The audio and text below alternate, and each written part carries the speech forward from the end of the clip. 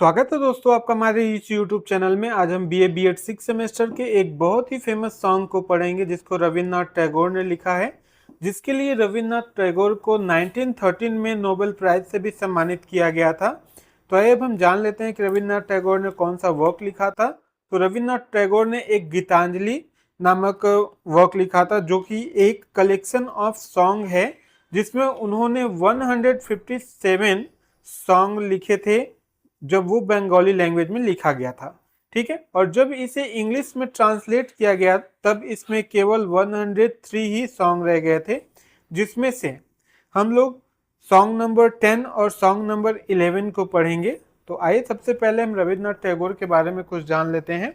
रविन्द्रनाथ टैगोर का जन्म 7 में 1861 में जोरासंको में हुआ था और इनके पिता का नाम देवेंद्रनाथ टैगोर था और इनकी माता का नाम सरला देवी था। और इनकी वाइफ, रविन्द्रनाथ टैगोर की वाइफ का नाम मृदुलानी देवी था और रविन्द्रनाथ टैगोर की मृत्यु 7 अगस्त 1941 में हो गई थी। ठीक है, तो आइए हम सॉन्ग नंबर 10 को पढ़ते हैं। रविन्द्रनाथ टैगोर जो है वो गॉड की प्रशंसा करते हुए और गॉड के गीत को गाते हुए लोगों को ये समझाने का प्रयास करते हैं कि वास्तव में गॉड उन्हें कैसे मिल सकते हैं, गॉड कहाँ रहते हैं और मनुष्य क्या करे कि जिससे कि वो गॉड से मिल सकता है। ठीक है, तो आइए हम लाइन वाइज देखते हैं इस पोएम को। Here is thy foot stool and there rest, thy feet where live the poorest and lowliest and lost. ठीक है, तो ये जो पोएम है इसका दूसरे लाइन से सेंस बैठेगा।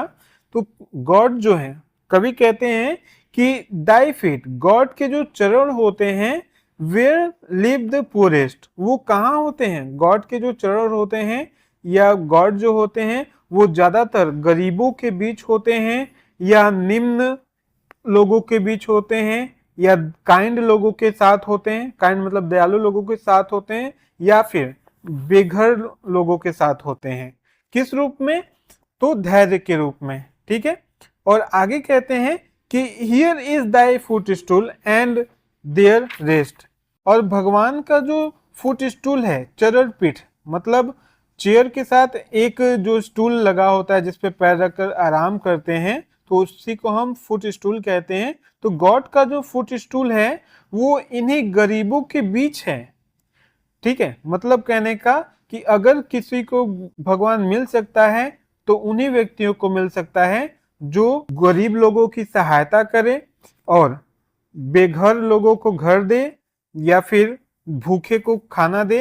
कहने का मतलब जो हेल्पलेस होते हैं उनकी जो सहायता करता है, गॉड हमेशा उन्हीं को मिल सकते हैं, क्योंकि गॉड किसके साथ होते हैं? गरीबों के साथ होते हैं और काइंड व्यक्ति के साथ होते हैं या फिर बेघर लोगों के साथ होते हैं। ठीक है, उसके बाद हम देखते हैं आगे।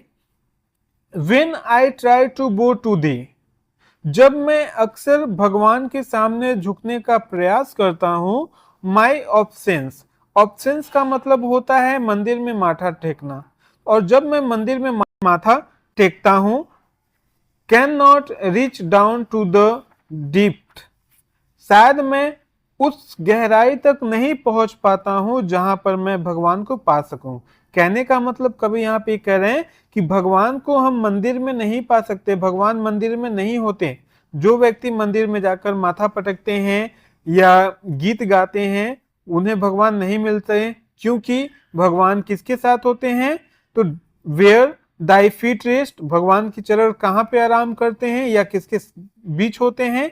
एमंग द पुअरेस्ट, क्योंकि भगवान का जो चरण है वह गरीबों के बीच में होता है। एंड लोलीएस्ट, और निम्न या फिर विनम्र लोगों के बीच होता है। एंड लॉस्ट, या फिर बेघर लोगों के साथ होते हैं। ठीक है, आगे कवि कहते हैं pride can never approach to where, और कोई भी व्यक्ति जो घमंडी होते हैं वो कभी भी अपने जीवन में गॉड को नहीं पा सकते, क्योंकि गॉड को वही पा सकता है जो दयालु होता है, जो लोगों की सहायता करे, जो हेल्पलेस लोगों की सहायता करे या उसे हेल्प दे। ठीक है, गॉड कभी भी प्राइड घमंडी लोगों को नहीं मिल सकता जो केवल अपना देखते हैं या अपने बारे में सोचते हैं। आगे कवि कहते हैं कि where thou walkest in the clothes of the humble. God कहाँ पे होते हैं? पहले ही बता चुके हैं कि गॉड उन गरीबों के साथ होते हैं। इसलिए हम कब गॉड को पा सकते हैं? जब हम हम्बल का क्लोथ पहनेंगे, मतलब जब हम अपना विचार या अपना स्वभाव कैसा बनाएंगे? काइंड, दयालुता का बनाएंगे, तभी हम गॉड को पा सकते हैं। क्योंकि गॉड दया के ही मार्ग में हमें मिलते हैं। क्यों? क्योंकि वो गरीबों के साथ होते हैं, दबे कुचले लोगों के साथ होते हैं और बेघरों के साथ होते हैं। आगे दिया है ना, among the poorest, lowliest and lost. ठीक है, उसके बाद हम आगे देखते हैं, my heart can never find its way.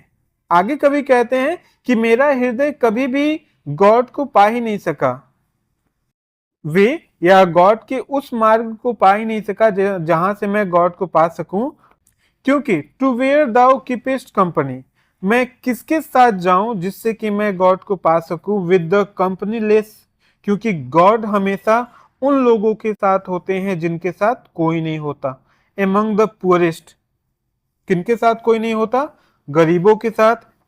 And the lowest, यानी निम्न दर्जे के लोग के साथ, या फिर लॉस्ट या बेघर हुए लोगों के साथ। ठीक है, तो इस पोएम में कभी यही बताने का प्रयास किए कि गॉड जो है वह हमेशा दयालु लोगों के साथ होते हैं, जो लोगों का हेल्प करते हैं, या गरीब के साथ होते हैं, या फिर बेघर लोगों के साथ होते हैं। हमें मंदिर में माथा पटकने से या फिर गीत गाने से हमें गॉड वहां नहीं मिलेंगे। ठीक है, तो यहाँ पर हमारे ये पोएम खत्म होता है। इसके बाद सेकेंड वीडियो में हम सॉन्ग नंबर 11 को पढ़ेंगे। Okay, bye.